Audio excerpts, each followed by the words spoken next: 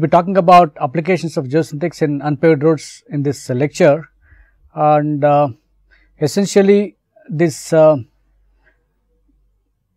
when the soil is poor, we try to if you want to design the road, you have you do the CBR test, which is nothing but a strength test, and we try to see that the thickness of the pavement is arrived at based on the CBR value. But in some cases, there are many other issues that like still there could be many other problems associated with rideability and comfort and many other issues like performance. It is very important that some of these aspects are considered in the road design. What we will address today in this lecture would be that we will study the why these geosynthetic materials are required in roads. Actually, there are two types of roads. One is called two types. One is unpaved road and paved road. Essentially, unpaved road means it's just there is no treatment to that, and then we just the soil is very poor, but you try to make up by making some sort of crust over it, and then we make like some thickness that you get based on CBR value. We know the in situ value of the in situ CBR value, and then you try to put some sort of cushion because the CBR is so low. Then we try to add some more like a granular subbase layer, GSB we call it. We normally have the subgrade and then the subbase and base course, and after that we have a wearing course. So, all this beyond below this wearing course, it is called unpaved section. Okay. So, we will see what is the use of these geosynthetics in pavements, their performance benefits, and these conditions under which the geosynthetics are very useful. How do you design these pavements, and we will have an example here, and what about the survivability criteria and some applications in paved roads. As I just mentioned, this is like a typical road section, which you see that it is very difficult to do that. So you have the soil subgrade is so poor, but then based on the CBR value, you can come up with some sort of thickness, and then you can make it unpaved road. Okay. After this, again you have a pavement layer constructed on that. People have seen that the geosynthetics help in significant savings, improved performance and good serviceability both in short term and long term. These are very important, like savings is one thing, then improved performance. I was talking about rideability and comfort, smoothness on the roads. This is very important, and long term performance like serviceability is also very good. So, all these three things are very important in pavement design using geosynthetics, and this is where they are very useful. And other thing is that even in some conditions, very difficult conditions like marshy stretches, like very soft soils, organic deposits and unexplained soils, one can construct. That is a very good advantage, that it is very difficult to handle them, but at the same time, if you have these materials, one can construct good roads. How do they help? So, the functions of the geosynthetics in roads are that, like it acts as a separator. As I just mentioned, you have two dissimilar materials like subgrade and aggregates. You try to see that they do not get intermixed. So, geotextures and geogrids perform this function by preventing penetration of the aggregate into subgrade. It is called localized bearing failures. In fact, what happens, there are two dissimilar materials, the bearing capacity of what you call the subgrade is, we have some bearing capacity, and if you put it in if you put a granular subbase, the bearing capacity increases. GSB or the granular subbase has a better bearing capacity because it is a more frictional material. Like so, when you have that, but then over a period of time, because of the repeated action of traffic, repeated action of loads of because of the traffic movement, the subgrade material goes up and that aggregate material comes in, and then there is mixing of both materials. It like bad plus good becomes bad, it is like that. So, essentially that is a very not a correct thing, and if you have a separator between them, each will perform their functions in a very satisfactory manner, with which you must have designed based on those lines, like you must have taken a CBR value of subgrade and you get a thickness. So, we do not assume that there is a mixing up, right. So, that will not happen now. The second thing would be that soft subgrade soils are very susceptible to disturbance during construction activities such as clearing, grubbing and initial aggregate placement. Geosynthetics help in minimize subgrade disturbance and prevent loss of aggregate during construction. In fact, during construction, they are quite effective. Like in some places like soft soils, it is very difficult to clear them, clearing and initial aggregate placement, like as I just mentioned in the case of other examples. Like if you try to put aggregate, it gets mixed up, and you may lose some 30% of the aggregate just to see that you have some hard material in the beginning. So, but if you have a geotextile, exactly the quantities of aggregate you have placed. That way, the contractor would not claim that, yeah, there is a loss of aggregate for me, sir, and there is no problem here. So, that they help in that prevention of loss of aggregate. So, this is what I just mentioned, like you just have a soft subgrade, you have geotextile, and they behave in this way rather than this way, right, where there is a mixing up is here, right. So, the other advantage that we have is that you have a geotextile, it is nice, but it is a separator function right now, but it helps as a it has functions of filtration as well, drainage and reinforcement. All of them will help. So, geotextile acts as a filter to prevent fine particles from migrating into the aggregate layer, due to high pore pressures induced by dynamic loading.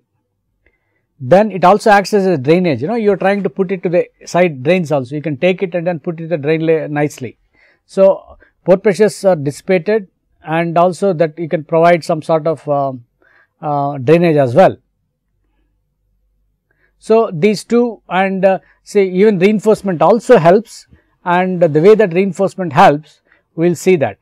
Say for example, as I just mentioned, like confinement effect. We had talked about inward shear stresses and outward shear stresses concept in embankment and soft soils. Here also same thing, there is a lateral confinement of the base and subgrade through friction and interlock between the aggregate, soil and geosynthetic.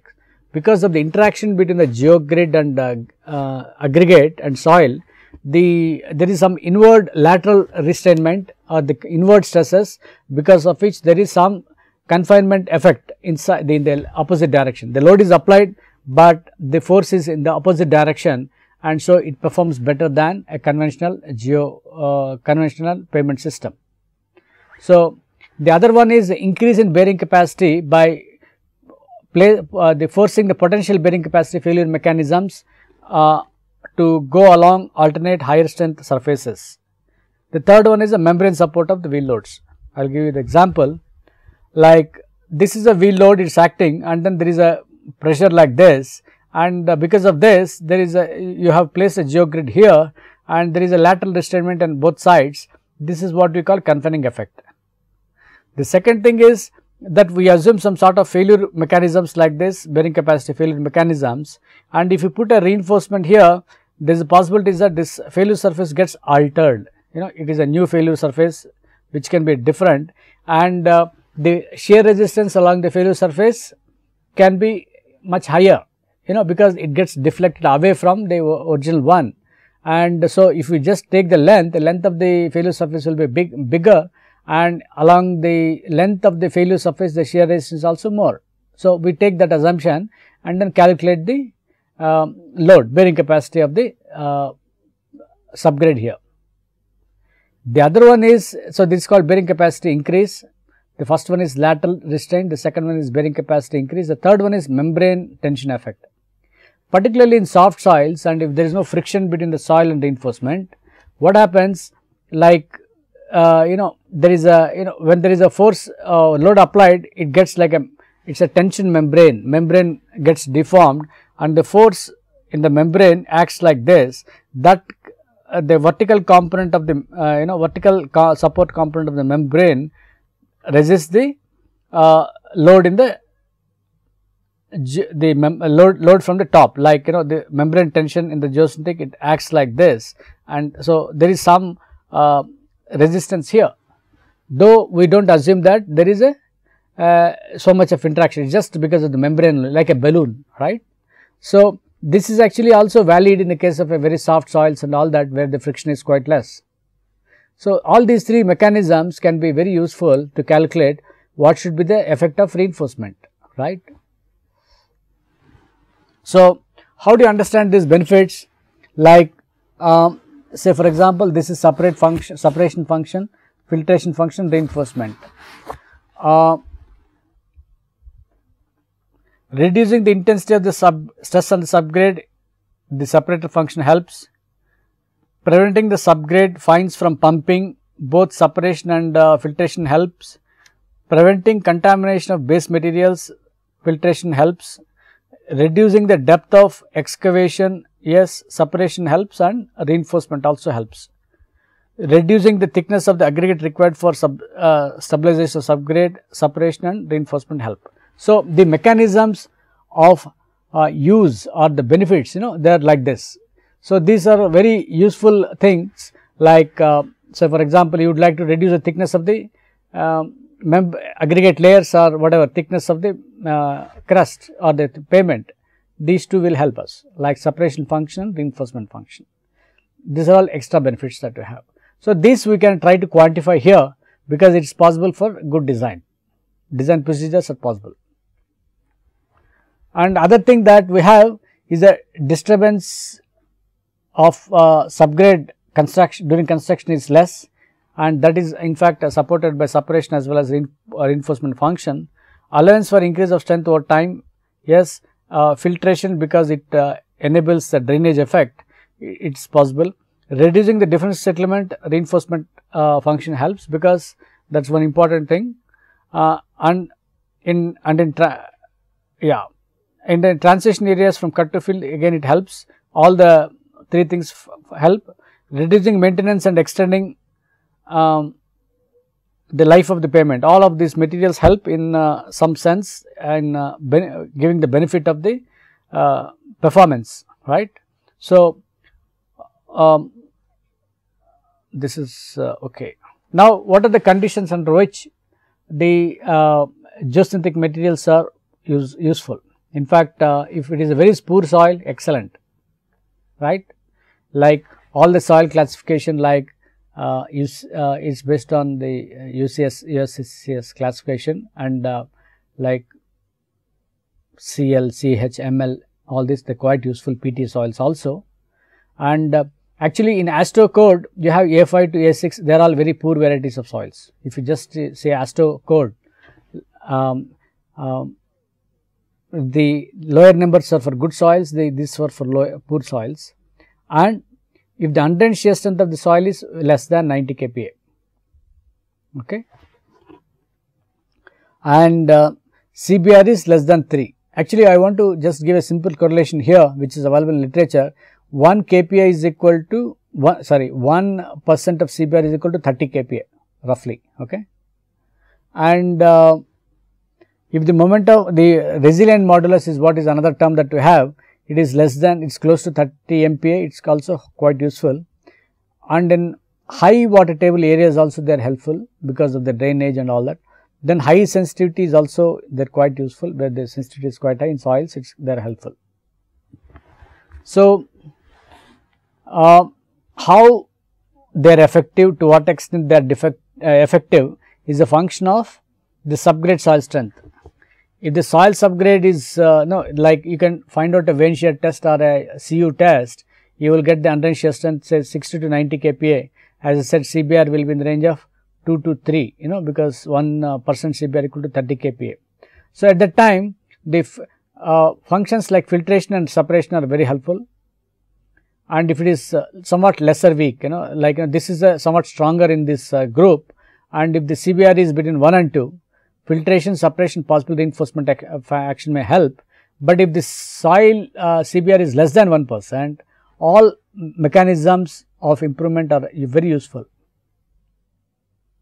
Like you can design a pavement based on IRC guidelines or whatever, one can design, depending on 1% CBR, what is the thickness of the crust required, one can calculate. We will show some calculations on these lines in this lecture today. So, how do you go about design? Design is that, like as I just mentioned, the reinforcement helps in the provision of a geotextile helps in two ways. It acts as a separator and it also acts as a reinforcement layer. So, first thing is that I do not want to consider the reinforcement effect. I will only make it I assume that it works as a separator, right. So, in that case we will have a design procedure that we will see, and it is quite useful. Then you will also you know about rut depth. Rut depth is nothing but a permanent deformation in the soil, like if there is a, like say for example, I want to give an example. If there is a vehicle continuously going, there will be a depression which is called permanent depression. It could be the maximum depth of rut could be about 50 mm to 100 mm in some cases. So, you can, when the rut depths are small or loads are quite less, like say a simple village road where there is not much traffic and it is fine, one can take a geotextile which can just work as a separator. Anything which can work as a separator, our objective is to see that they do not get mixed up, nothing else. So, you can use any material that can serve that function, but durable, right. So, that is one thing. So, that can be very useful for thin sections or where the traffic loads are less, and also the rut depths, rut depths are like quite less, okay. Like you want to rehabilitate a road, say for example, which has lot of vehicle tracks, and you must, if you go in a village, you see that along the track, along the road, there will be some depressions, that is called rutting. So, that is one thing. The second thing is, if you put a somewhat stiffer material, like instead of I want a geogrid which is somewhat stronger. So, I will be able to take advantage of that, and then I can use it for live loads which are higher, and rut depths are also higher. Like as I just mentioned, the rutting depth, the what is that, membrane effect. Membrane effect is there. Higher is a depression that you have, higher is a tensile force mobilized. So, if you want to really handle depths of ruts being higher, you need to have higher tensile force, and it may consider thicker roadways on soft grade and all that, right. So, there are some more studies that people have done, and people did lot of field studies as well on clays, and like if the traffic, we know that what is the standard load, it is 8 tons, in Indian standard code, it is 8 tons or 816. So, it is 8 tons we call it, okay, 80 kilonewton per meter or 80 kilonewtons actually, it is not meter, actually 80 kilonewtons, and or it is also same as even in US code, the same thing is done.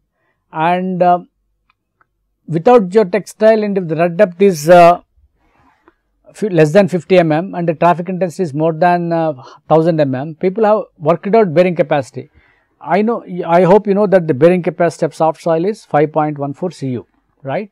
If you know the Qu equal to 5.14 cu. So, that is the ultimate bearing capacity of the soft soil. So, what does it mean? 5.14 means its ultimate strength has reached, right. So, if anything less than that, actually that what is that 5.14 is nothing but the bearing capacity factor. So, without geotextile, if the rut depths are in this range of less than 50 mm, people have seen that the bearing capacity factor could be in the range of 2.8, one can work back, okay. And geotextile, its rut depth is more and traffic is less, it is 3.3. There are some empirical or some reports that people have presented, and with geotextile less than 50, the same number 1000, its bearing capacity is the factor is 5, and then if the rut depth is there, it is little increase.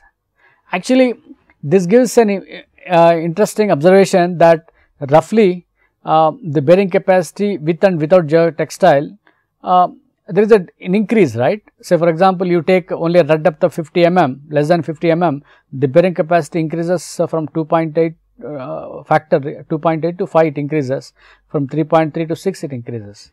This is a very important observation, and that is useful in the actual approach, theoretical approach that we have.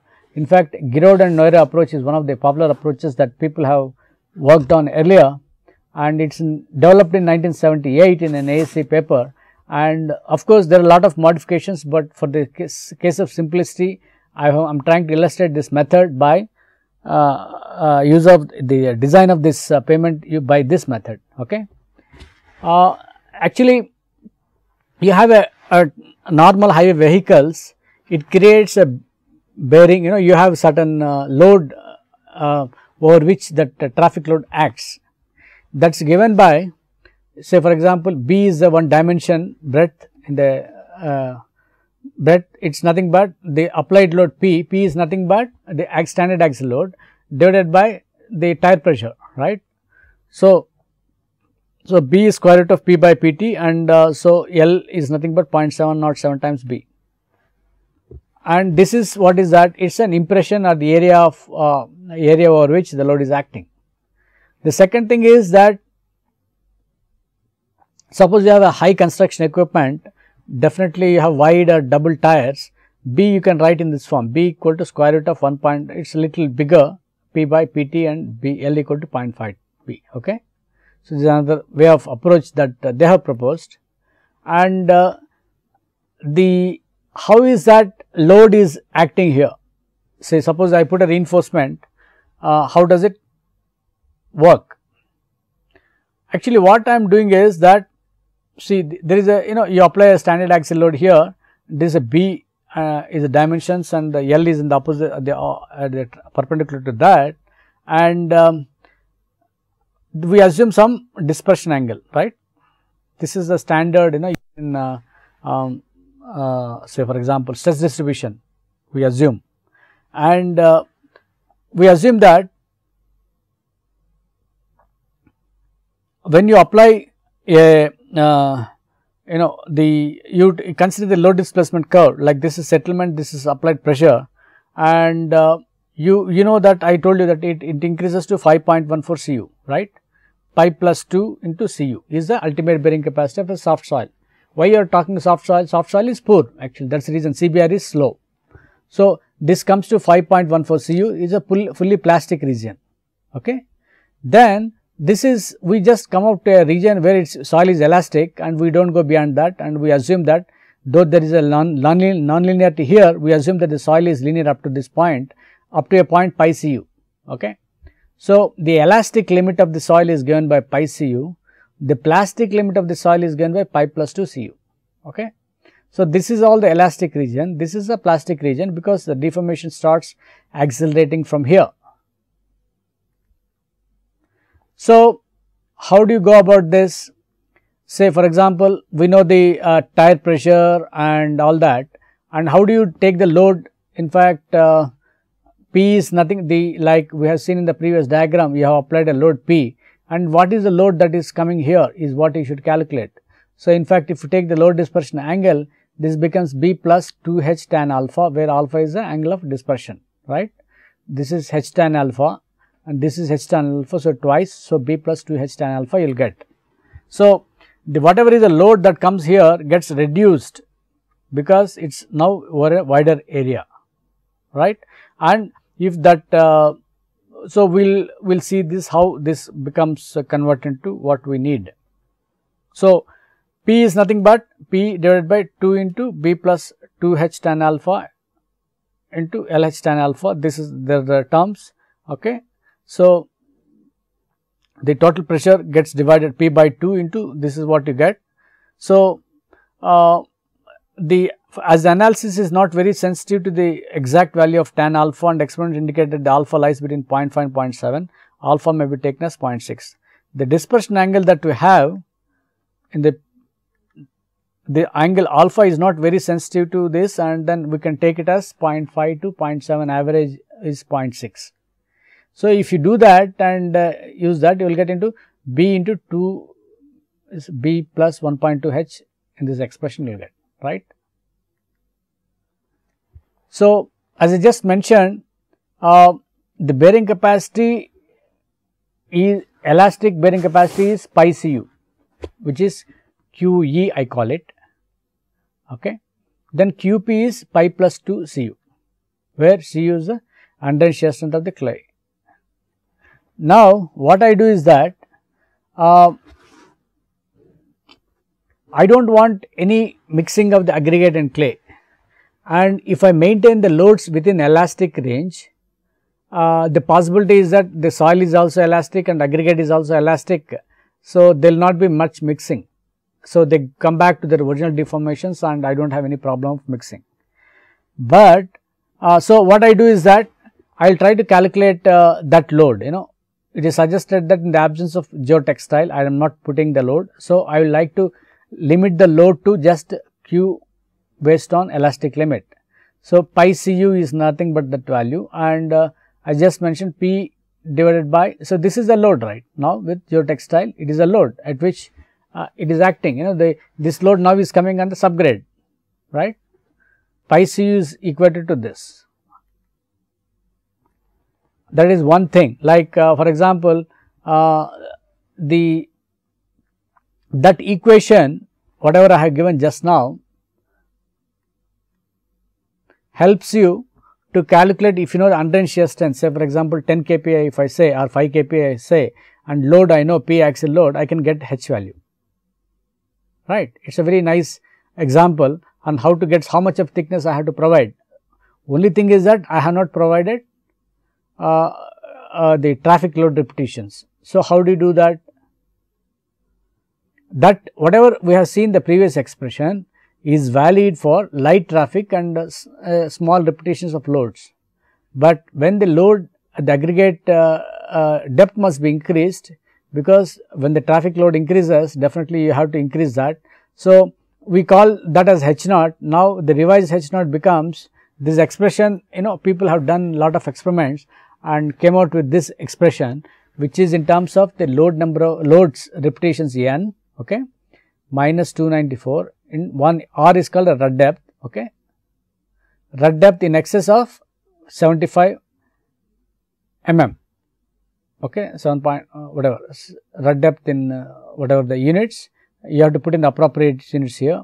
Cu is in Newton per meter square, okay. So, if you know this number, then it also takes care of, say for example, this will be you may get some H in the previous value, but this H will be little higher because you are considering the traffic load as well,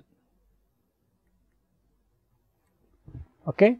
That is one thing. So, we know how to calculate the thickness without thickness of the what is called the pavement without what you call much traffic. Like if the traffic is very limited, I know how to get the thickness of the pavement, but if the traffic is more and if I know the load repetitions and rutting depth, allowable rutting depth, I know the H naught. Now, the other one is that we are trying to put in terms of the standard load, standard axial load. Most of the time you have the vehicle axial the axial loads are different from standard, like instead of 8 tons it can be 12 tons, 16 tons, all that, right. So, what happens, because of the repeated nature of traffic, the possibility is that it undergoes high deformation than what you expect. So, one should really understand convert all the higher load effects into standard axial load, okay. So, how do you do that?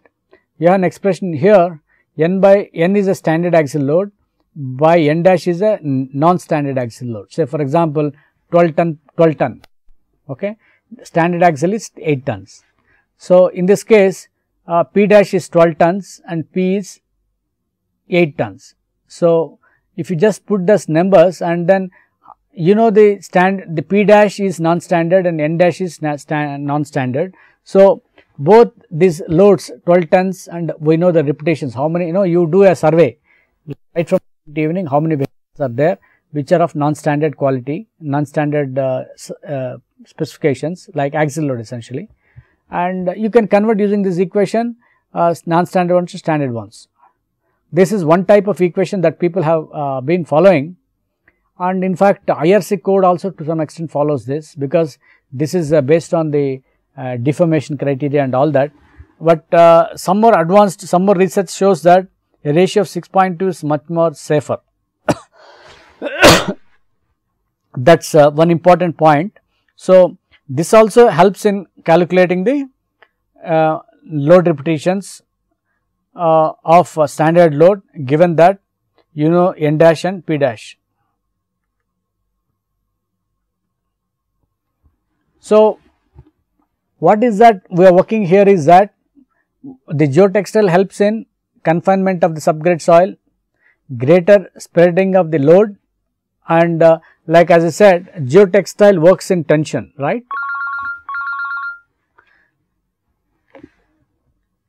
Geotextile works in tension, and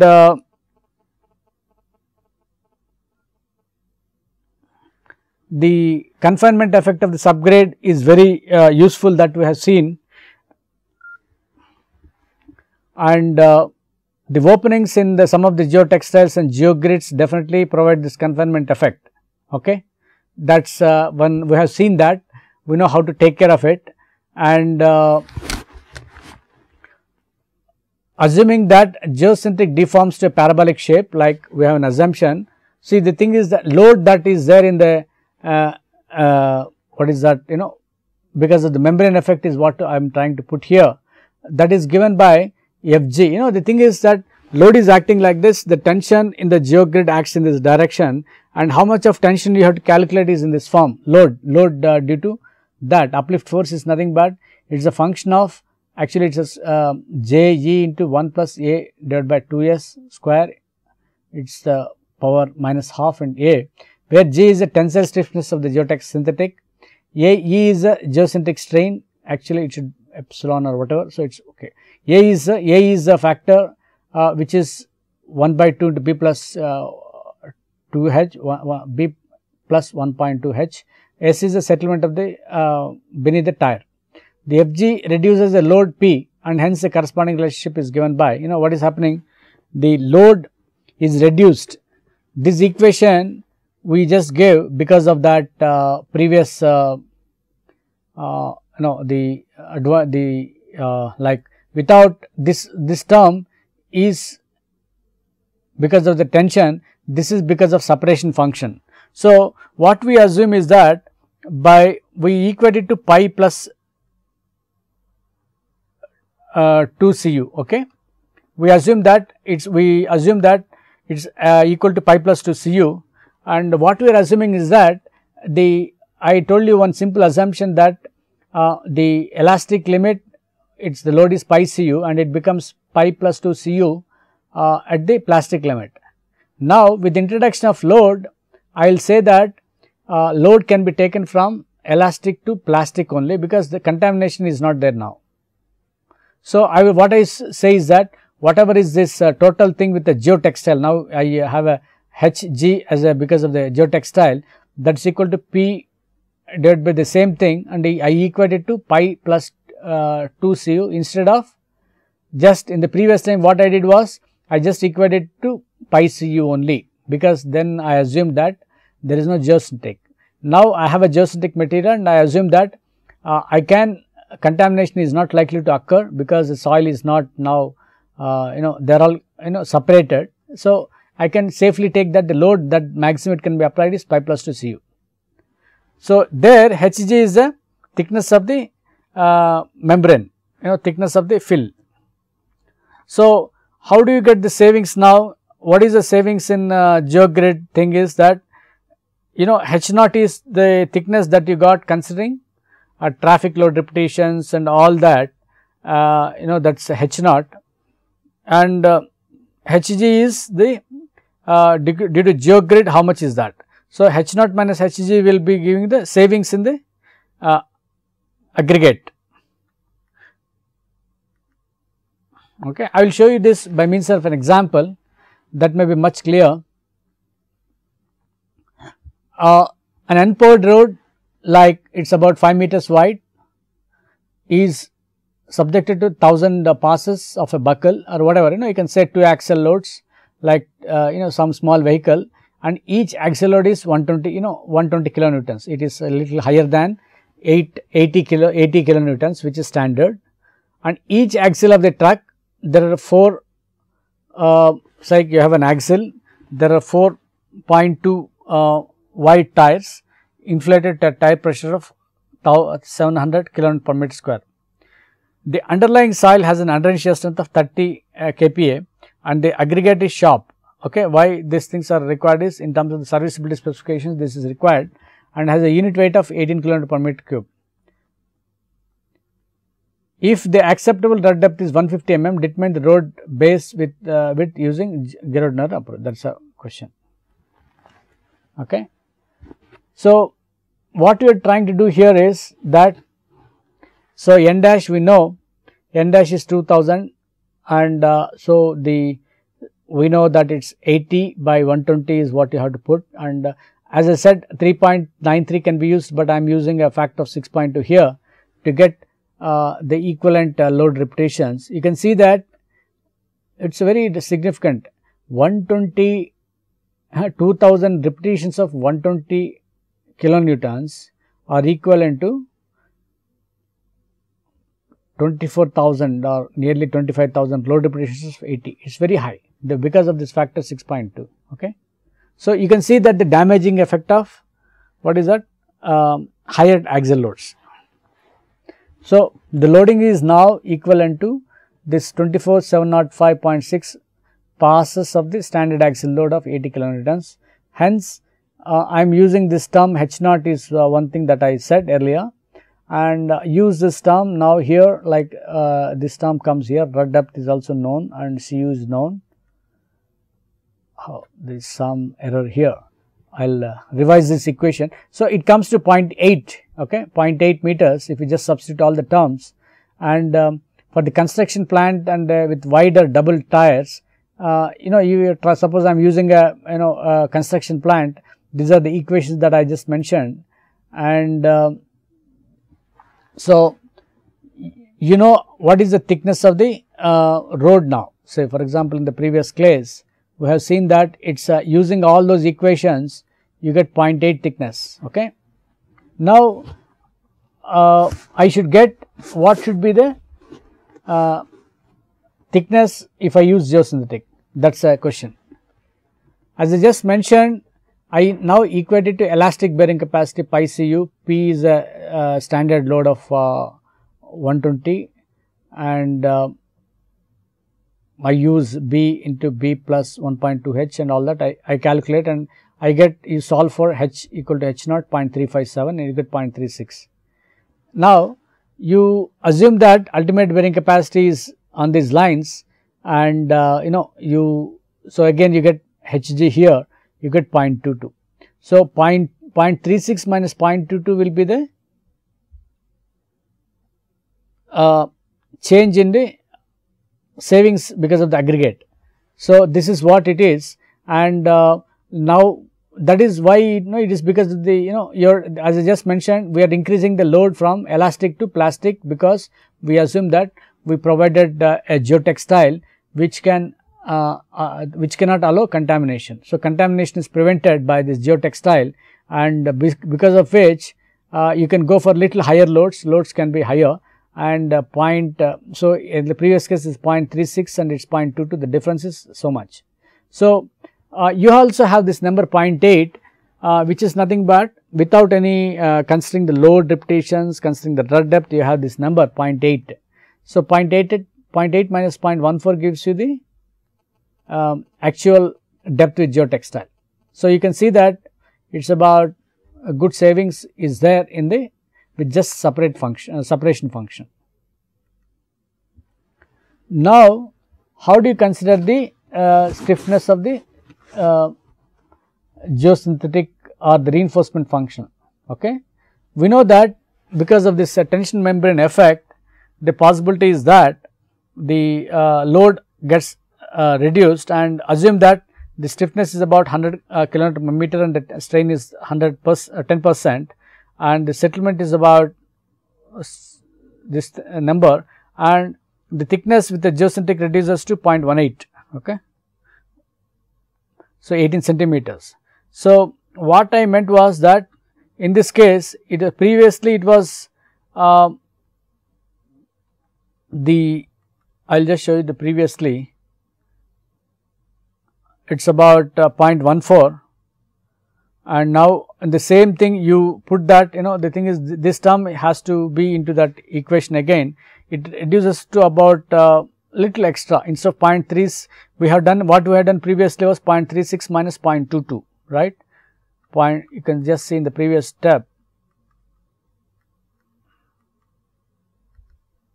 0.36 minus 0.22 is what we did, and that leads to a reduction of the final thickness will be 0.66, and this 0.14 is a reduction because we did like this. Now, since the geotextile acts, you can the ultimate bearing capacity further increases, right? So, like because of this factor here, like the load is also taken care of by the tension force mobilized like this. This is a term, extra term that you get, and once you substitute all that, you will get a number which is little lesser, So, what it means is that it's a marginal difference is there. In fact, with the depth in the geosynthetics, it can be instead of earlier what we had was 0.66, now it is 0.61. So, if you consider the geosynthetic material stiffness on the reinforcement, there is a marginal difference, but the separation alone is good enough, particularly if you are trying to do a village road. You can just put a separator, nothing else. Separator is much cheaper, whereas a reinforcement is somewhat expensive. Consider that it's like maybe 3 units in without just as a separator, but it can be 4 or 5 or 6 units if you want a good reduction in settlements and all that. So, it's a good difference is what one can say, that with just separation function alone, one can achieve some significant differences. I would like to tell you one more thing was that the calculation is a trial and error procedure. What we should do is that the same you have to put it here, the term, and then calculate which value of how this you have to do either by trial and error or solving. One can get this and get this HG value. Okay, or it is possible to do some trial and error procedures and then get these results. Now, as I just mentioned, survivability of the geotextile we just discussed, and selecting a geotextile for either permanent or temporary roads depends on the survivability criteria. The survivability criteria are not based on any systematic research, we should accept that, but it is just the properties of the geotextiles which have been performed satisfactorily as separators in temporary roads and similar applications. Like we have seen the case of filters and drainage functions, where a separate we had a separate heading survivability criteria, and they had certain specifications like it should be the grab strength should be this much, puncture strength should be this much, all that which are only the specifications are drawn in such a manner that you do not have a difficulty in installing the field and they do not get damaged in the field while doing things. That is it. So, if they are able to satisfy the requirements, it is fine. You can use it as a separator. So, the geotextiles and their survivability, that is already given in some standard, the manufacturing literature it is given. Like if you buy a geotextile of a particular grade, they will clearly give you that, yeah, this is the apparent opening size, this is the like if you want to take the permeability criteria also in pavement design, apparent opening size is required, and if it's just a reinforcement function is required, it's a stiffness is required, and then separation, if you are only talking about survivability criteria, only that what is that, handling stresses, like how much of load it can take, like if I just take this load and if a big stone falls on it, it should not get punctured. So, what is that puncture resistance? Is it how many newtons it is, or what is the force it can take without getting punctured, is what we like to see, and these are all by trial and error and then by practical applications and experience, and people have standardized these numbers for different applications. And if you are very particular, one can get the testing done, field test, lab tests, all that for the supplied products, and also in the field also one can do what could be the bearing strength, what could be the actual load and all that one can see. So, I will also would like to highlight some more applications So, the unpaved road is that where you are able to decrease the thickness of the pavement to some extent by using the concept of separation, and also one can use reinforcement. And if you think that the road drainage is a problem, you can do a filter design. And then the most important thing is, once you do a paved road, what is next? You must make it paved, right? You have to have a wearing course. How do you do that? And do you think that geotextiles are useful here also? One should understand, yes, they are very helpful here also, because I will tell you that they can be used in many places here also, like the appropriate locations are that, like, you know, the thing is, you have a sub base, first is a subgrade, then sub base, base and wearing course. So, at the interface between the granular sub base and subgrade soil, right in the beginning, like where you have two, first is a subgrade, next to that put a geotextile and then take a sub base. The other thing is, below the wearing course also you can keep, beneath the surface overlay to a damaged pavement. So, I will discuss some of these things much more detail in a separate lecture on paved roads use. And what I want to say is that all these things are quite, in all these places they are quite effective. Okay. So, if I want to put a subgrade to sub base interface, placing this level, placing the geotextile at this level reduces the possibilities of rutting, and to some extent reduces the thickness of the sub base, besides controlling the contamination of sub base by fines from the subgrade soil. What we are doing is that, like, what are the methods by which, or what are the failure modes of flexible pavement? One is rutting. Rutting means that formulation of thick, or whatever, depressions you call it, that is called rutting. Then the fatigue. Okay, the fatigue and rutting are the two things. Fatigue is because of the load repetitions, number of load repetitions that you have, and fatigue and rutting are two main criteria, at least in if you look at pavement design for flexible pavements, right? Bituminous pavements, both are quite usual, right? So, if you are able to place that geotextile, I know the thing is that rutting occurs at the topmost portion, bottommost portion of the, it starts in the subgrade actually, you have a all that sub base and all that, and close to that, if it bends like this, the tensile strains are there, then it is likely that it leads to rutting, right. So, but then if you are able to place that little above, the advantage of putting that in a wearing course helps in restriction of reflection cracking, reduce rutting as well, because it takes care of some load on the from the instead of transferring it somewhere down, it just takes care of some load at the top layers itself.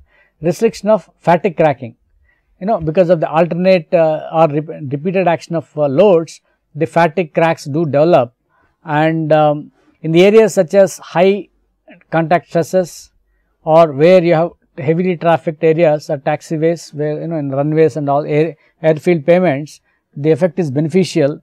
In fact, a lot of work has been done in UK and other places, where they are able to clearly show that the use of geotextiles and geogrids considerably reduces rutting. The other important point that we have is that you have to repair the roads, right? That is called overlaying of a pavement. Okay. So, geotextiles can be used as alternatives to stress relieving granular layers, like why do you put granular layers? It is because they take stress, right, because of the load dispersion capacity. So, then in some cases the people put seal coats, rubberized asphalts, all these materials for controlling surface moisture infiltration, retarding reflection cracks in pavement overlays. Okay. So, instead of that, one can use a geotextile. So, in pavement overlays or in the pavement rehabilitation, geotextiles are very useful compared to some of these things, like they help in normally conventional highway engineers or pavement engineers, they know about this use of granular sub base. They say that you provide higher thickness of granular base, or provide a seal coat, or provide rubberized asphalt, which can take care of cracks will not be there, or even for controlling moisture. All that can be avoided by a grid textile. A properly installed and asphalt saturated geotextiles also. So, sometimes you can take a geotextile and immerse in bitumen at a very high temperature. It can work as a moisture barrier. Geomembrane we have, say geomembrane could be expensive. So, what do? Anyhow, you are doing a road work, you have a bitumen. In fact, bitumen is actually geomembrane is also from that processing and coal tar product. But whatever, one can say that if you want to really work, see that the moisture barrier, it acts as a moisture barrier, you can take a geotextile, dip it in a bitumen, and it becomes a moisture barrier, and it helps in prevention of ingress of water. Okay. In some cases where you want to avoid the water movement, you can make it as a moisture barrier and see that that's quite effective. So, geotextile, it acts as a stress relieving layer. It's undoubtedly it acts as a stress relieving layer because it can take some load, and when you install it properly, there is a method of installation, like the way it should be cleaned properly, and there are different types of failure, like a debonding is a quite normal thing, that delamination, because layers, they are all constructed in layers come out, you see in road work the layers come out, and the possibility is that if you are able to use geotextiles and there are some more products, one can effectively increase the life of the overlay and also the pavement section. That is a very important thing, and they are also cost effective. In fact, I know that we have the Yelahanka airfield pavement, which was being used for aero shows. Even now it is being used, and they wanted to rehab. The thing is that, say, when the flights come and take off, they introduce a lot of stresses into the pavement, like the stresses at the top layer are going to be very high, while landing as well as taking off, the stresses are going to be very high. And what they did was that at the top they put a very high tensile geo grid, which is called glass grid, and it has been very effective. And it is so stiff that it is stiffer than actually a conventional geo grid, and it is very much required there, because they need to develop that much of tensile force and also must be very stiff. So, like that, the people have been using some of these materials in a very successful manner in most of the pavement construction, particularly when you are trying to handle the soft soils. So, with this I would like to conclude. I would like to say that the pavement design using geosynthetics is a simple approach, which is given by Geraud and Nore, and there are a lot of advances in the recent times.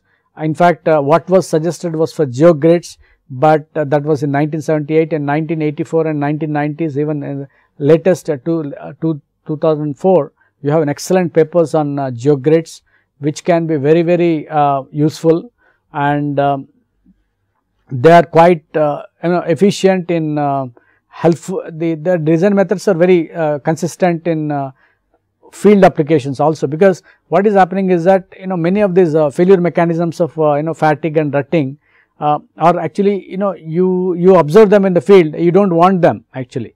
If you have a big rut formed or lot of cracks in the pavement, maybe our design is perfect, like a CBR design is nice or some other design is correct, but they will not tell you, they will not be able to explain why these failures are occurring. So, that is one design issue, but the best way is to avoid that problems, So, you put some nice appropriate geogrid, and it improves the quality of the design is okay, and quality of life is also okay, service is also okay. All of this the serviceability performance, the pavement thickness reduction, all things are possible. And in fact, in India, Indian Roads Congress has some specifications, and in many places people have been using in road design extensively, and like lot of field trials have been conducted, and even in particularly this is one thing in soft soil. See, for example, many people they have done lot of field experiments where the soil is so soft you have one soft, so you know the thickness and then you provide as per conventional design. Then you come out with some other design using geosynthetic like a geogrids, then you can go for a geotextile, all of this, and they did lot of field tests. Field tests in the sense, in assessing the pavement performance, there are some many equipment which can assess the field performance, particularly in the case of roads, like using falling weight deflectometer, using roughness measurements like profilometers and all that. There are so many equipment in the pavement engineering that one can use and link it to its performance. So, with this I will conclude. Thank you.